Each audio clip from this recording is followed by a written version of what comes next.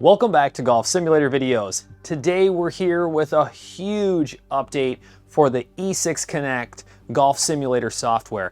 All right, so you guys have seen me demonstrate E6 Connect with various launch monitors here in the channel. They're continuously doing updates to their software, releasing new golf courses. There's actually a new one, Taichung, that just got released. I'm actually going to show you the scorecard of that as one of these updates actually is related to that. But today is a huge update. It was actually released last night. This is 1.8.0.2. Now let's just go over a few of these big additions, and then there's also a huge list of little improvement and fixes that they've done.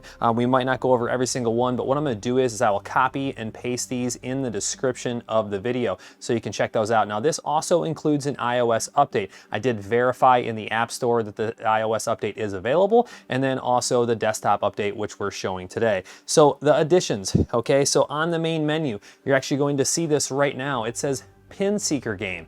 What is the Pinseeker Game? Well, it's actually an app that is available, and I'll demonstrate that in just a second, that you not only can do free closest to the pin competitions that they have, different challenges that they have, but also there's actually cash games that are available. All right, that means where you can, for instance, put in $20, all right, to purchase swings, if you will, and you will compete against other people across the globe. And if the prize, let's say, is $1,000, well, 500 is going to go to charity, and then 500 is going to go to the winner, for instance. Okay, so if the total pool, if you will, was $1,000, the prize would be 500, but then 500 is donated to charity. So it's a 50-50. Very, very cool. Now, here's the thing. I was able to access one of the free ones, and I actually was not able to access one of the actual donations for the cash challenge. And it said that I wasn't at a verified sim location. So I'm going to verify with TrueGolf exactly how to be a participating sim location. I'm assuming that they're going to kind of vet and register commercial facilities. So if you have an E6 commercial facility in your city, you'd be able to go there and participate in these cash games. Okay, so pinseekergame.com is the website. I can show that to you here in just a second. I just want to go over this list of additions really quick. So they added the simulator binding button to the actual software. Now, I've shown this in other videos, how to unbind and rebind your license. It's been very confusing for people if you're a first-time user and you don't understand that there's that E6 portal that's available that basically has your profile, stats, and all your licenses and everything. Well, they've simplified this to be easier than ever, and I'm going to show you that here in just a second. You can see my E6 Connect is actually kicking on for some flyovers here, but let's just go over a few of the other additions. All right, so that simulator binding button, I'm going to demonstrate in just a second. Profiles. They've actually added a handicap option in the edit profile menu, and even guests can set a manual handicap. All right, so what it will actually do is after you play so many rounds, then it'll actually overwrite that and it will calculate a handicap for you. Thought that was really cool. And then for scorecards, I'm going to show this. They added the rating and slope data to the scorecards, and then they also integrated a new tracking system, Garmin. All right, I'm sure many of you saw the R10 that was released. I actually talked to Garmin.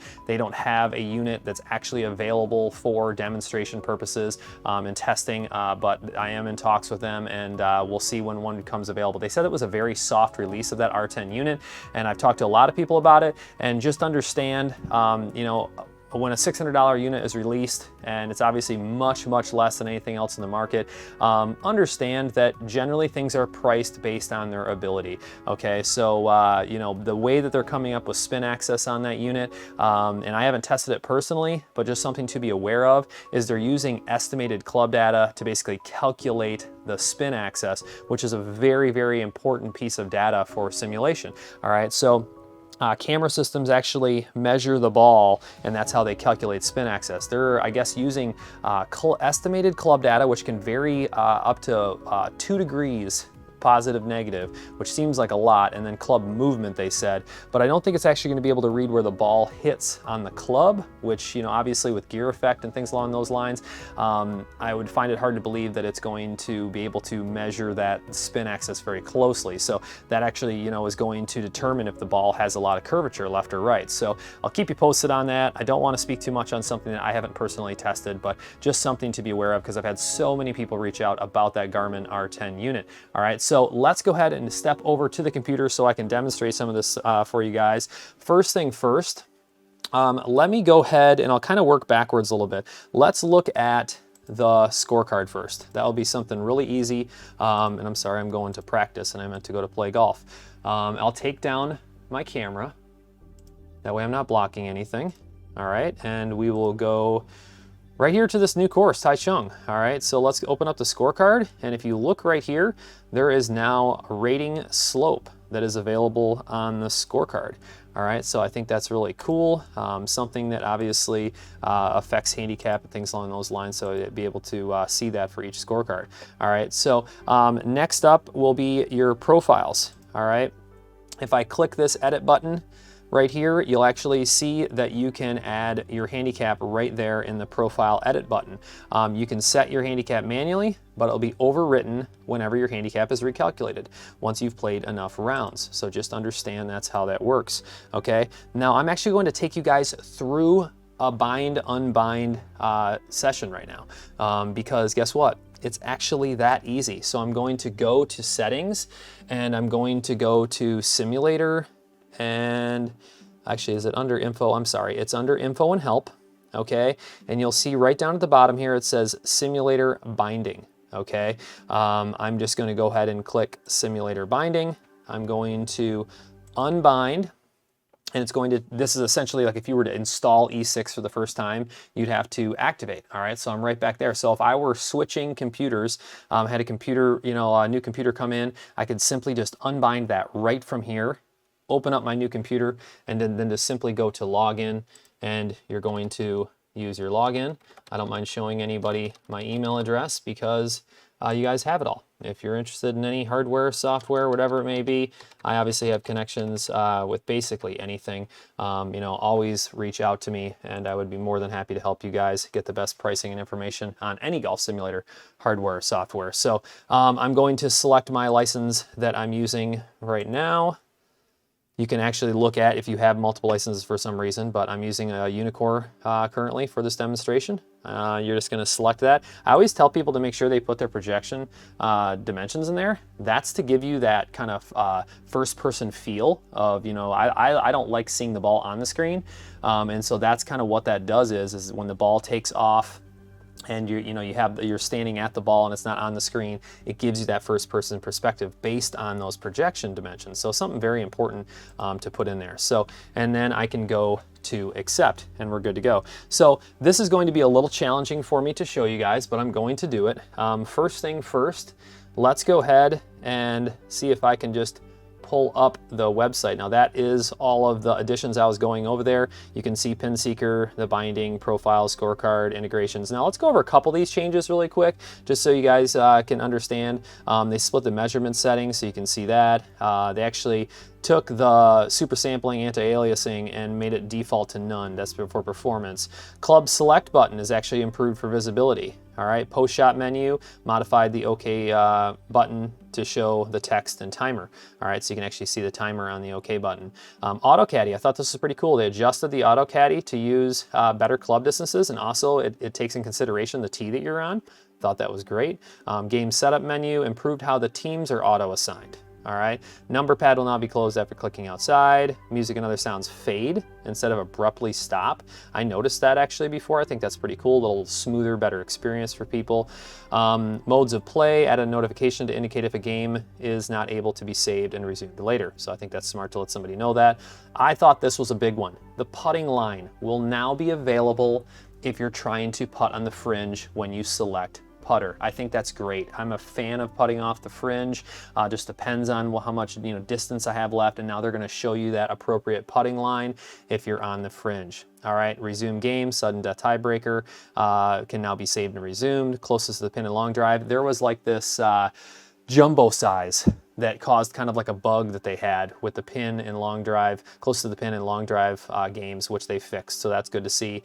Implemented a tracking system filter for events. I think that's pretty cool, and I'll actually show you guys something that they're doing now called the Virtual Golf Association is basically how they're doing their events. That's what E6's event company or whatever you want to call it is called. So, so you can filter those. So if it's only applicable to, certain launch monitors, you can filter.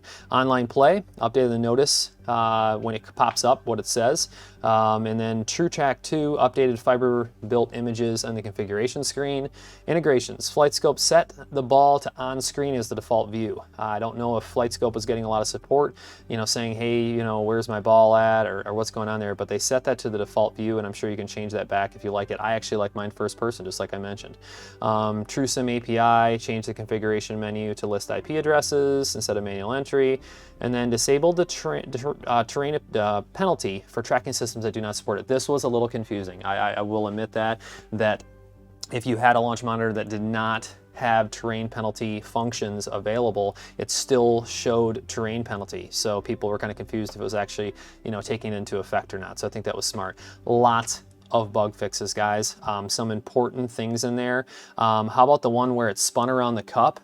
All right, too quickly and it would stay there. Well, they fixed that. There's a lot of different bugs in here. I suggest you just kind of read them all. Some to do with the games, online play, not only an out of bounds bug, but also posting scores. I think that was a really big one from some people that play on the E6 Online Tour. So just understand that's all of that. And then as far as that Virtual Golf Association, you can go to VGAofficial.com. You'll see here that's basically, it's a pretty generic website. What they're doing is this is for all the events that they put on inside of E6 under that events tab. All right, not the Pinseeker game like we've been talking about, but the events tab. And I can show you that in just a second. So just so you understand, they're kind of running this little subsidiary, called the Virtual Golf Association. I'm assuming they're going to develop that and then, come out with more enhancements. So Pinseeker Game. Here's the website. You're going to download this on either the App Store or Android. You can kind of see right here that basically you're going to download it. You'll be able to see leaderboards and then also, add sessions. And then here's how it works. You basically download it, you select and connect with a QR code. All right, so you can see here's the game here that you're going to play, and then you're just going to scan it, and then it's going to take you right inside. So I don't think I need to do a screen record on my phone, because you guys can basically see what I'm seeing on my phone right there. It's a very simple app. It shows you the different, events that are out there right now, and then you're going to select the event. It's going to come up, and then it's going to allow you to scan a QR code right on the software. So I think we can close this completely out. We'll have E6 open, and then what we'll do is we'll go to Pinseeker Game. Okay, and then you'll see what I was talking about with the QR code. Now, if I pull up Pinseeker on mine, I already I already completed one. And I'll tell you what, just because I want to show you guys that, I will do a quick screen record. So let this start recording here. So I'm on the home page. If I open up the app, I'm logged in. Okay, so you can see my profile here. I'm logged all in, and I actually have a tournament that I actually entered. Now, it was kind of funny because I was messing around with it. I had 0 swings, and I didn't even have my clubs in here, so I had to grab a different club. I managed to actually get it like 21 feet. I'll show you really quick. If I go down to active tournaments there and view leaderboard, you can see I was 21 feet from the pin. All right, so you can have the leaderboard or the overview of what it was. It was Harbor Town, number 4, 151 yards. You can see all the different swings, average distances to the pin, etc. Okay, and then if we go back to the main screen, up at the top, see how it says free or cash? Well, you can go to cash, and then here you can see that they have $6,000 benefiting the Justin Thomas Foundation. Now, if I go to more info on that, you can see that there are a few participants already, and there's 12 days left. Not many participants. I wonder how many sim locations are actually active on this. I'm going to inquire on all that for you guys. If I go to purchase swings, what happens is it says, we're sorry, we're unable to locate a sim location in your vicinity. So I'm assuming they're using, either GPS, within a mile, whatever it may be, to see that location you would select and then go. So I'm not going to purchase swings, obviously, because I don't have a valid sim. So I'm going to go to free, and then I'm going to go to, what is this right here? A daily tribute number 17, 125 yards. Let's just go ahead and see if we can enter this tournament. Checking location. And so what I did last time is I just hit I was able to enter this last time. Let's go ahead and just try to hit continue. Is that what I did? That is what I did. I went ahead and hit continue anyway, and it allowed me to play this event anyway. So I'm gonna verify with E6 if that's how it's actually supposed to work. Let's go ahead and stop our screen record really quick. Because right now, I actually am live. I mean, we can put up my swing video really quick and we can take a couple shots on this event. So it's 125, I don't even have a glove on. I see I'm doing the same thing I did last time. I just figured I wanted to show this to you guys. So what do we need to grab? A pitching wedge, 125 yards, and it's gonna give me 5 swings, and it actually has a countdown timer. So I only have 5 minutes. It's 10 feet downhill. Have my unicore ready to go. See if I can actually make a couple decent swings here. Oh, terrible first swing. That's going way right. Wasn't good contact. Could have been worse, I guess. Could have been worse. On the fly. All right, 25 feet out of bounds. So let's see if we can do a little better here. Getting put on the spot. That wasn't too bad. I think it's going, it's at it. A little too far. A little too far, but it's on the green. I'll take it now. It is a little downhill. I need to be careful here because my pitching wedge downhill, I mean, I definitely would be able to carry it past that pin. So I'll see if I can slow my swing down a little bit here. But we do have a ball on the green. That's cool. So yeah, I'm gonna contact E6 and get the details of the Pinseeker game for you guys, how that's gonna work. I would assume for cash games, they're gonna need a facility monitoring, making sure rules are being followed, making sure hardware and software is calibrated, you know, properly, things along those lines. So that would make sense to me. Now, if you're able to just kind of play these free games just like I did then I think that would be cool. I think it'd be fun to kind of compete like that, have a live leaderboard inside the app and everything. I want to say, I think I'm swinging too hard. I keep forgetting I need to take off. I'm just hitting normal swings. I want to say that the first one that I played, they said like the prize was like swag. Obviously not a cash game or anything, but just understand that they are, you know, doing either bragging rights, I think is what this one said, or maybe they'll have some little giveaways. But that would be cool if they let everybody participate. Obviously, you know, they could limit the launch monitors if they wanted to. I think I pulled that one. That's gonna go way too far. Hey, I hit some on the green. I'll take it. Being put on the spot like that. All right. So that is how the Pinseeker game works. And I think what's cool is there's that little timer and the green button, just so you guys know. You can see everything and how it works. So I was able to demonstrate that for you guys today, which I think was really important. And then if I went back to my app right now, I can see my session is complete. I can view the leaderboard, all right? And I'm the only one that's played that so far. So it shows me in first place, even though it wasn't that great of a swing. So I'm just gonna grab my camera really quick. I know the video is working on 20 minutes. I try to keep these things, you know, to 15 minutes or so if it's a, you know, some type of demonstration video. But this has been E6 Connect Golf Simulator software, the 1.8.0.2 update. Tons of stuff, guys. I'd like you to comment below any questions that you have, anything along those lines that I can help with. I will communicate with excuse me, with E6 about the Pinseeker game and how that's going to work with registered facilities. I think that the free one, if they're able to continue that way, I think it'd be really cool. Obviously the cash ones, like I said, if it was your money on the line, I'm sure you would probably want, you know, some type of, you know, leader at each facility that knows, you know, how it works, make sure things are getting done the right way. So we'll see how that proceeds, but I'm pretty sure that's what they're gonna do is you'll apply your commercial facility to be registered, all right? And there'll be like a lead person that will get you set up, you'll show up, and you'll be able to knock out, you know, whatever event you wanna play in. So very cool for the commercial facilities, and that's something E6 Connect, I think, has always done a great job of, you know, gearing themselves towards commercial facilities. I know that a ton of people that I've helped out with various systems, you know, they've purchased hardware and they've said, you know, what software should I get for my commercial facility? And, you know, E6 is probably the most popular right now, hands down, with those commercial facilities because it's ease of use. I mean, I can have somebody come over to a touchscreen at my house and just hit play, hit practice. I mean, it's like using an ATM. I mean, it's just very, very simple to play. Even with the app, you know, downloading that app and scanning a QR code to start your event. I mean, very, very simple stuff. So just understand that. I really hope this video has been helpful to all of you guys. I hope you're excited about the enhancements and fixes and things along those lines. As always, I appreciate you guys watching. Stay tuned. We'll be back with more soon.